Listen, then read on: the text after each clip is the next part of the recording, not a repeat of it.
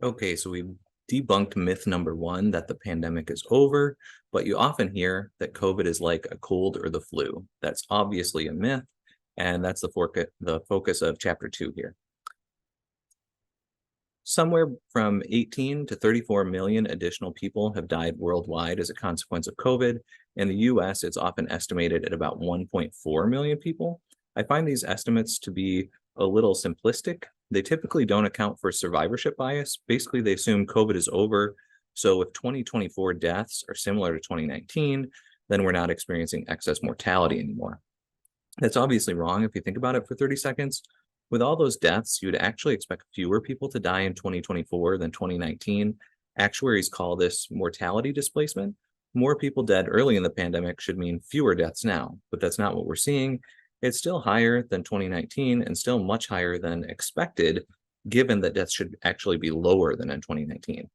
My estimate is that it's more like 2.1 million US deaths rather than 1.4, but both of those numbers are very bad. I just point out discrepancies to show the lack of seriousness in documenting the toll of the pandemic. So at least 1.4 million Americans have died. Life expectancy has dropped, though we're starting to hopefully see a rebound. For each person that dies, there are about 9 close family members affected. So we're talking about 1 in 24 Americans either dead or bereaving because of COVID, 1 in 16 if you take my estimates. That's all very bad. It means you go to a classroom or office and someone who was there is gone, or someone is bereaving. We also know that the percentage of people in the labor force is still down about 1% since the pandemic began. That's the percentage of people working or looking for work. Since a lot of the people who died were retired, this decline doesn't get at them. It's deaths among younger people, people becoming disabled, and people retiring early for safety. So that's a pretty big impact, even to this day.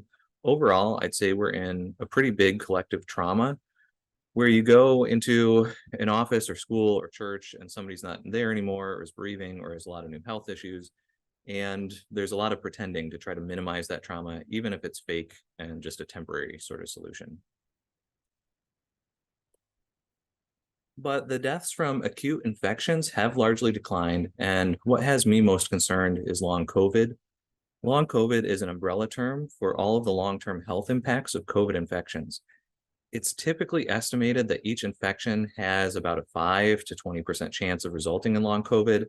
The estimates are all over the place. The most minimizing estimate I've seen is 1%. The highest is more like 40%. Some of this is different populations, different points in the pandemic, but it all gets at symptom severity and heterogeneity. Studies that focus on smaller numbers of symptoms or only the more severe cases show closer to 5%, whereas studies assessing more symptoms show estimates that are much higher. A lot of studies only focus on symptoms that persist or appear within the first few months, so they tend to underestimate sleeper effects for symptoms that appear later, and obviously nobody has 5 to 10-year follow-up data yet. So this is a pretty dire situation, even if we take the most optimistic sort of numbers. COVID is best understood as a multisystemic disease. It can affect any organ system, often cardiovascular, the brain, the common experience of brain fog, respiratory issues, all sorts of new health changes. Some people listening to this have experienced health changes 3 to 6 months after COVID, and perhaps now for the first time are thinking about long COVID. There's not as much awareness as there should be about long COVID. We're also seeing some troubling effects on the immune system where people may be more prone to worse consequences from other illnesses after getting COVID. Often these issues persist, especially if the acute case of the illness is severe, if the early symptoms of long COVID are severe. But there are actually articles documenting that many symptoms do improve. It really depends on the type of symptom, and nothing is guaranteed for any particular symptom or individual. It can be a highly variable course across individuals or even longitudinally for the same person. These issues affect children and adults. Kids under 2, and especially under 6 months, often show similar hospitalization profiles as older adults, but even many college students are struggling right now. One of the key reasons COVID can have such a damaging long-term impact is because it causes dysregulation of the blood vessels, which are important for functioning across multiple organ systems.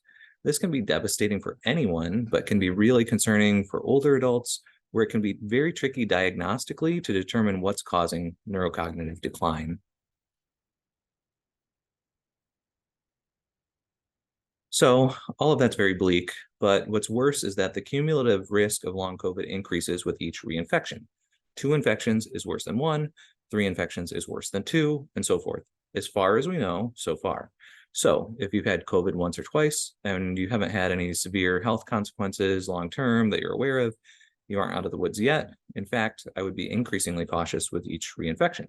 This is all documented in the most prestigious medical journals and actually through preprints that were available as early as the summer of 2022. So it's really old news to those of us who are following these sorts of reinfection issues closely. The severity of the acute infection is one of the biggest predictors of long-term outcomes. So if you don't have symptoms, you tend to, on average, have a better case long-term than somebody who had a lot of symptoms. If you weren't hospitalized, you fare better on average than somebody who was hospitalized during their acute illness phase. This is not surprising. But remember, each reinfection increases cumulative risk, including risk of hospitalization. So if we want to get a picture of where repeat infections are taking us, it's smart to examine people who get hospitalized and see what happens to them. Here, I've just posted health outcomes where there's double the risk at 2 years follow-up among people who got hospitalized for an acute COVID infection. Double the risk is an extremely high bar, a 100% increase in risk. Normally, we're concerned with like a 10 or 30% increase in risk of a bad outcome, but here you see hospitalization more than doubling the 2-year risk of all sorts of things, affecting the lungs, veins, brain, heart, kidneys, pancreas, and digestive tract, just about everything. And I find this deeply troubling. Each reinfection increases cumulative risk of hospitalization during the acute phase, and this is what a hospital level acute infection does. And that's just a heuristic. Lots of people who have more mild acute infections do end up developing these issues, just often with lower frequency or perhaps lesser severity. The great hockey player Wayne Gretzky said, "I skate to where the puck is going to be, not to where it has been." And I'm trying to show you where the puck is going to be as more people get reinfected, more people get hospitalized, and more people have longer term bad sorts of outcomes. Now, some people might look at this and say, yes, of course, that's bad, but anyone who has a bad acute infection from a virus will have these sorts of health issues. That's why COVID is like a cold or the flu. Again, this is an easily refuted myth. In this study, they tracked health outcomes for a year and a half after people were hospitalized with COVID or flu. They tracked 94 health outcomes.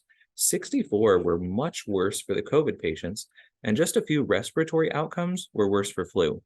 And there's actually a selection bias built into the study that underestimates these effects.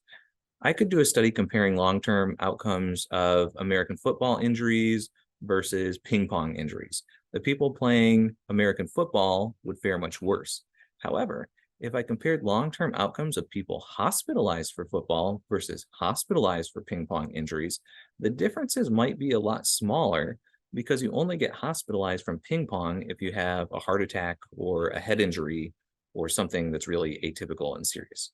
That's kind of what's going on here. It's artificially pulling the most severe flu cases. So the whole story is probably a lot worse. Personally, I find the whole COVID is like the flu narrative to be pretty much a straw man argument. I wish they had compared hospitalized patients with COVID, flu, HIV, heart attacks, and car accidents, or something like that, where there was a comparison to something where people might think it's actually more severe than COVID, so we could get a different kind of relative comparison. COVID is worse than the flu is still kind of minimizing a little bit, in my opinion, but COVID hospitalizations are similar to a heart attack or other sorts of more serious comparisons, I think might set a more interesting and informative sort of anchor. But all of this just gets at how bad the potential long-term outcomes of COVID really can be.